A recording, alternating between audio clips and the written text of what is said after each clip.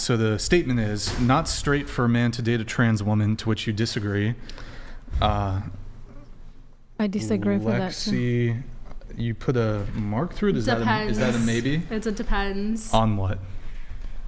So if they're a fully transitioned trans woman and there's like nothing male physique about them at all, and they identify as a trans woman and they've done the name change and they put in the work and that is who they are, I don't think it's gay to be dating them. They don't have any male parts. So if they have you also brought me into this though and sidewig me. I know, but she's speaking. So you mean post-operatively?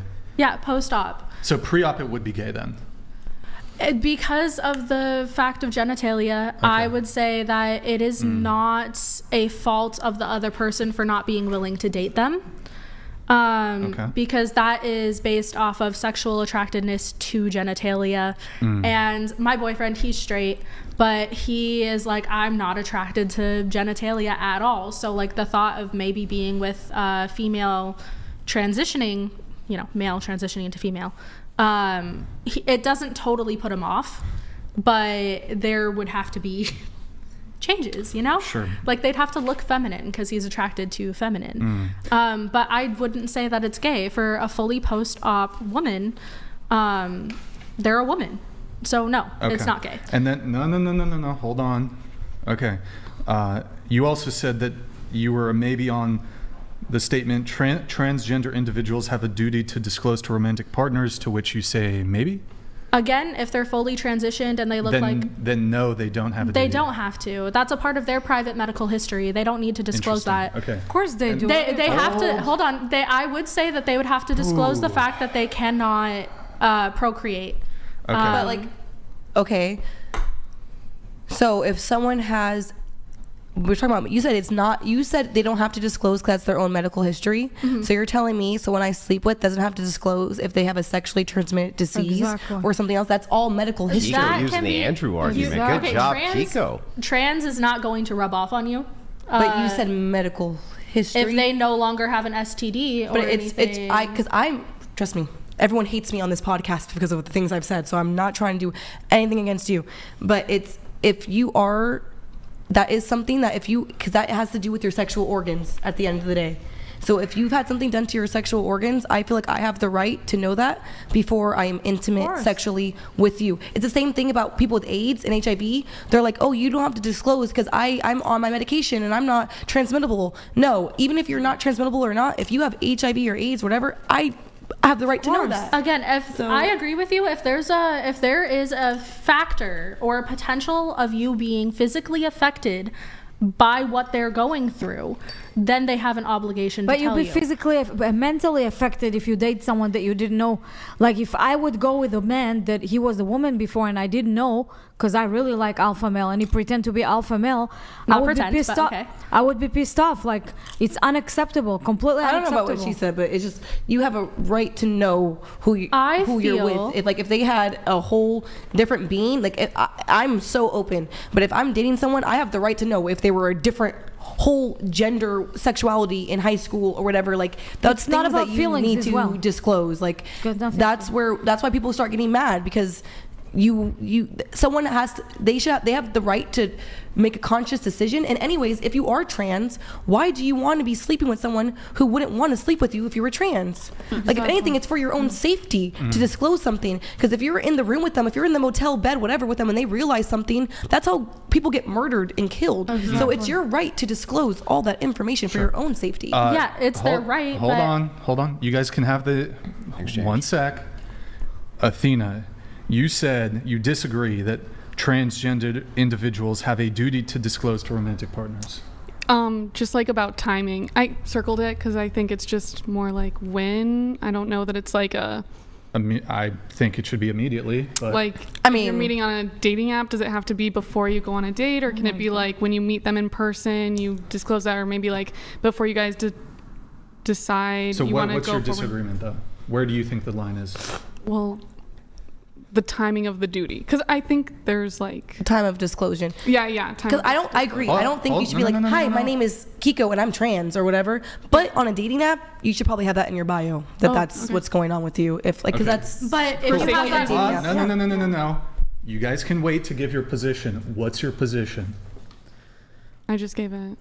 Yeah, you said, okay, when does this duty kick in? Oh, so, okay, for timing. Yes. Yeah, I think first date, but like in person. Okay. So All to right. deceive him until the date, you mean? Well, I mean, We're going to get right I back into suppose. this. I need to allow a few chats to come through because they're piling I mean, up. how deceiving is it though to be like, okay. I was just saying, regardless of what, because obviously every individual woman is different, right? But in retrospect, someone needs to work, someone needs to take care of the kids, someone needs to birth the kids. So as a man, regardless, even if you get a surrogate or whatever, you need a man to have a family. And that's what I'm talking about. I'm not talking about a day-to-day life, whatever. But like if you want to live a good life with a family, a woman needs to be involved in some point. We have 3. He says you can chop off your peen, you can get silicone bolted up to your chest, even inject chemicals into your body. That doesn't make you a woman. You will always have male chromosomes. Quick response from anybody on this? I agree on that completely. I was hoping for somebody who disagrees, but We already knew I that. disagree. okay. Honestly, like throughout history in certain indigenous tribes and everything, there wasn't a hard definition for sexuality. More feminine were seen as more spiritual. It wasn't considered a mental disorder until... You're talking about the two-spirit? Yeah, the two-spirit. It's all fake. All fake. All fake. Yeah, it came from a single Spanish envoy. I don't remember, the word started with a B. I can't remember what he called them, but it was just with one particular tribe, roughly translated to something like two-spirit. But there's actually no serious documentation for the idea of two-spirit among Native Americans. Well, I can speak as someone who's raised pagan, a lot of pagan communities, which did come before Christianity. Yeah. We'll just say that. We also don't view sexuality based off of what you are born with. They did. In fact, the early pagan tribes, especially the Germanic tribes, they actually pagans? executed they actually executed people in same-sex relationships, and this was which actually one? well So- documented by the Greeks, especially by the early Greek philosophers, because they were studying pagan tribes. Okay, Greeks and Romans who also had same-sex relationships with They did. altar boys. They did. And... Yeah, hang on. No, hang on. but They did. which pagans are we talking Well, about? usually when people say pagans, they're not referring to Greeks, they're not referring to Romans. They're usually Yeah. referring to barbarian tribes which were later conquered by the Romans. So when people say, like, I have a pagan religion, they're not talking about Romans. Almost no pagan goes for that. They're usually going for the more tribal paganism, right? Like specifically because you said German, is that what you? Germanic tribes, Germanic? the Picts. Yeah. There was many different. That's a big surprise. The Britannians, all of these different tribes. Yeah, they came down pretty hard on it, actually. Yeah. Surprisingly. So not surprisingly, those are not the most popular ones that stuck around, and that's not what has basically trickled down. If you look into Viking, They killed them. not all of them. They did. I'm serious. Listen, I'm serious. No. I'm so sorry. Vikings. Listen, well, first of all, they didn't call themselves Vikings. That was we called them Vikings. Yes. Okay, but yeah, the Nordic pagans, yeah, they were not Okay, fans. not the ones that we commonly know. My dad is pagan Nordic. I don't associate with that, but also we have Druid paganism. We have that they weren't like pagans. one they of the weren't- whole Loki turning into a horse and humping another horse and the various different legends which That's are around the it. mythology. Yeah, Sure. yeah, but these mythologies are based around. Remember, I was saying culture comes from the ethos of the religion, right? And Yeah. so if you study